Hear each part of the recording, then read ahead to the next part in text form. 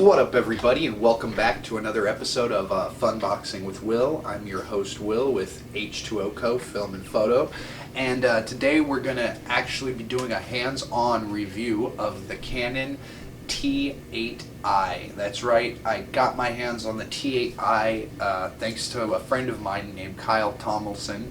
I just wanted to give you a big shout out. I really appreciate him letting me use his camera for the last couple weeks. I had released an overview based off of some Canon rumor leaks that I had found online about 3 months ago. I put out a video about it, and some things I got right, and sadly, I'm sad to say, some things I got wrong.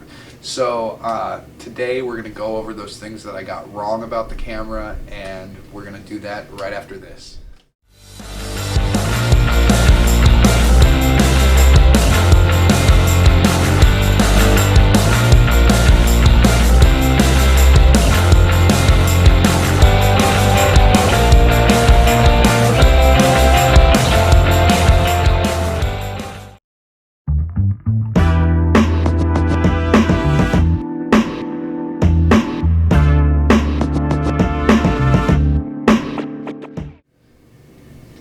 Alright, now just before we get into this review here, I wanted to say thank you to all of my subscribers. I started this channel about 10 months ago, kind of just as an experiment to see where I could go with it, and I'm happy to say that I know it doesn't seem like a lot to anybody, but to me it's everything. I got 82 subscribers so far, so I just wanted to say thank you guys for helping my channel grow. I really appreciate your views, and I started this channel pretty much to do electronics reviews, mostly around camera equipment, as I am a content creator myself.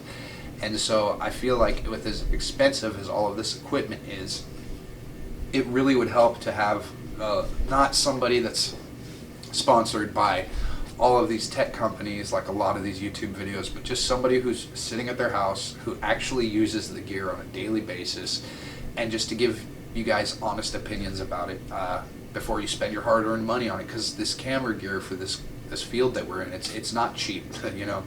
And so if I could help give back at all, I'm going to do that. So if you find any of this information at all useful or helpful, or you want to see more content, hit that like and subscribe button down below, and I'm going to stop talking about myself and get into this review now. So when I did the review or the overview video a couple months back, like I had said, I was basing a lot of that off of Canon Rumors website and some of the things they had said there. Now, one of the things that I got wrong, which was a big flop on my part, was that I had read that this was going to be a uncropped 4K camera, and of course I was wrong.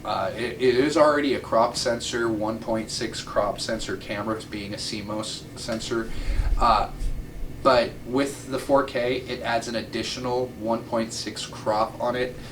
Now, that's not too bad if you've got a good lens. You know, you get a good 16mm lens, you could still get a pretty good shot in 4K.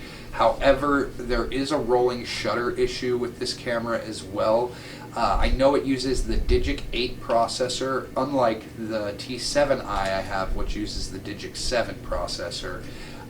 The M50, the EOS M50 I own, actually runs the same Digic 8 processor, and one thing that I have noticed about that is that the upload speeds, when you go to upload your video clips and your photos to your cell phone or your laptop, the upload speeds on the Digic 8 sensor seem to be almost twice as fast. It shoots the film over there real quick, and it shoots those photos over to your phone or your laptop or whatever in the blink of an eye, whereas the older, the T8i, it's kind of slow.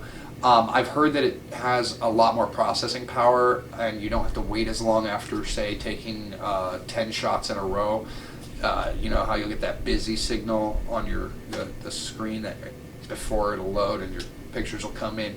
I've noticed that there's a little bit less time doing that with the Digic 8 processor. But the rolling shutter issue it's not as bad as the M50.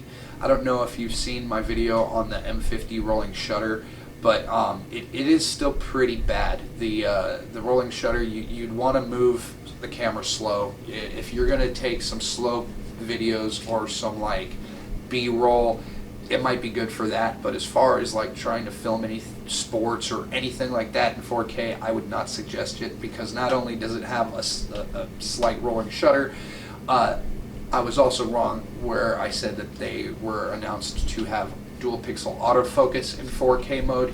It is not. It is the contrast autofocus, which, as we all know, is nowhere near as good as the dual pixel that is in the rest of the modes of this camera. So this will do dual pixel autofocus in 1080p, but as soon as you switch it over to 4K, you're going to lose a lot of that focus speed. Now, any pro will tell you if you're going to shoot high quality video to always use manual focus.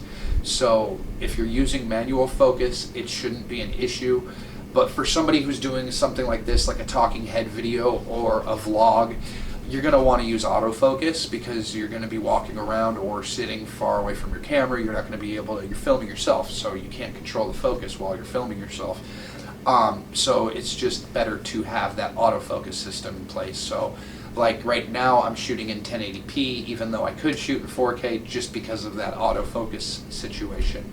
But that being said, some of the things that I did get right about this camera, which I am a total fan of, my friend who's letting me borrow this, big shout out to him, Kyle Tomlinson, he and I went to Tempe Camera about 2-3 weeks ago. He was looking for a new camera, and I suggested the t8i. They happened to have it. They just got it in like a week earlier, and he picked it up. And I will say I'm a little bit jealous. I do love this camera, specifically for one of the features that they upgraded from the t7i. They have a rolling shutter aperture adjustable dial here, a scroll wheel, as they do on top. Now the t7i has 4 buttons here, one controlling white balance, one's the autofocus, one's your media files, and then the other is the quick settings, I believe.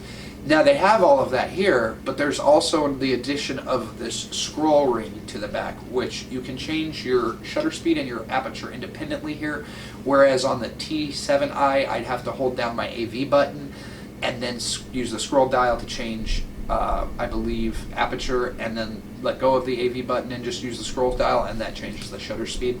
So it's, if you're in a situation where you need to get that next shot quickly, you need to get it taken because it's like a sports event or something you're taking photos of, or if you're in a situation where the light is changing on you frequently, you're going to want to be able to dial in those settings as fast as possible.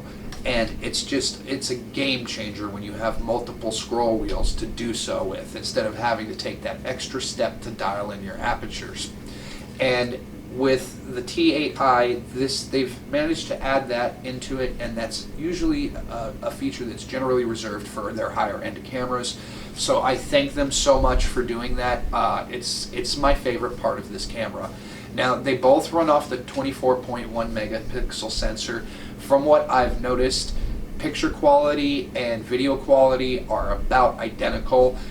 This has a little bit lighter, better low light video capability. I've noticed just a little slight less noise in the videos in low light, but the average person wouldn't notice it, and I had to zoom in to 200% just to see, because it caught my eye, and I was like, is that?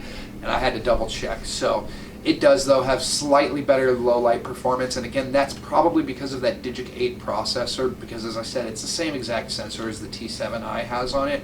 But all around, it's an amazing camera, definitely for bang for your buck if you're just getting into photography. And I would venture to say, as far as this is a good camera for intermediate people too, not just entry level, especially seeing as they added on that secondary scroll wheel. Now it is still a single card SSD, micro SD card. There's no CFast Express card slot, which I would have liked to have seen, or at least a dual SD card slots so you can have a backup for your photography in case something happens. That's again something that they put in higher end cameras. And then again, this is not going to be weather sealed. They use, I think, plastic and aluminum for these bodies, whereas the higher end cameras, you're going to see more of a magnesium chassis for it, and they are going to have weather sealing in them, just because they're higher end, and you, trust me, pay for it. It kind of limits your usability, the environments you can shoot and film in when you have a camera that isn't weather sealed. Like I can't film in the rain, the snow. I've never had an overheating problem with either of these cameras, my T7i in the year and a half that I've owned it, or the T8i in the couple weeks I've used it. Haven't seen any overheating issues like a lot of what I'm hearing about the R5 and R6, which was just released. So overall in all, for $899 you can get this camera with the kit lens, and for $799 you can get it with just the body and the charger and stuff and the battery. It is amazing bang for your buck. You're getting a lot for your money. Now if you're wanting those extra features like backups, card slots, you're wanting, let's say, a magnesium weather sealed chassis, you're gonna definitely want to spend that extra money to get a pro camera.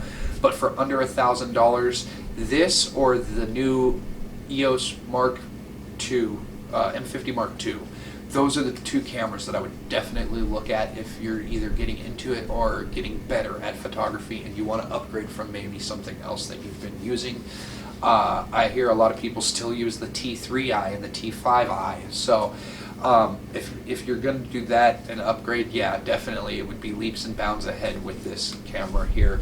Secondary, they have a added autofocus on button, dedicated button that I've really liked. And then the last thing that I honestly noticed about the changes in the camera is, if you'll notice right here, the main wheel right here is completely minimalized on the T8i. They took away all of the unnecessary stuff, which I honestly feel kind of just confused a lot of the people who used the camera. I feel like all of the settings that are in there and the modes that are in the menus inside the camera were pretty much displayed on the T7i unnecessarily. And so with the T8i, they simplified it. They cut it down to, I think, 7 modes. And it's just your manual, your automatic, your scene modes. You have your filter modes, your priority, aperture priority, and your shutter priority, and then program and auto, full auto. So they took away all of those extra buttons that you can get to in the camera itself. You don't have to have the dial turned to. It was just there to confuse people, I guess, especially if you were new to cameras. So I'm glad to see that they took that off and rethink that they rethought the dial there and made it more simplistic for a new user. Other than that, the cameras seem to be pretty much identical. It also does have a lock button on the back that I didn't talk about, and it's just pretty much to lock in your settings so that you can't bump any button on the camera and change the settings out of whack, which is another cool feature that I would have liked to have seen on the T7i. So if you're going to go ahead and if you're in the market for a new either entry or mid-level camera, definitely give it a look. It's definitely worth the money. I'd give it a 5 out of 5 stars. And other than that, I just wanted to say thank you guys. I appreciate you all tuning in. Again, if you found any of this information at all useful, or if you like any of this content, go ahead and hit subscribe and hit the like button. Hit the bell notifications for notifications on my future content. And until next time, I hope you guys have a great night and stay creative, my friends.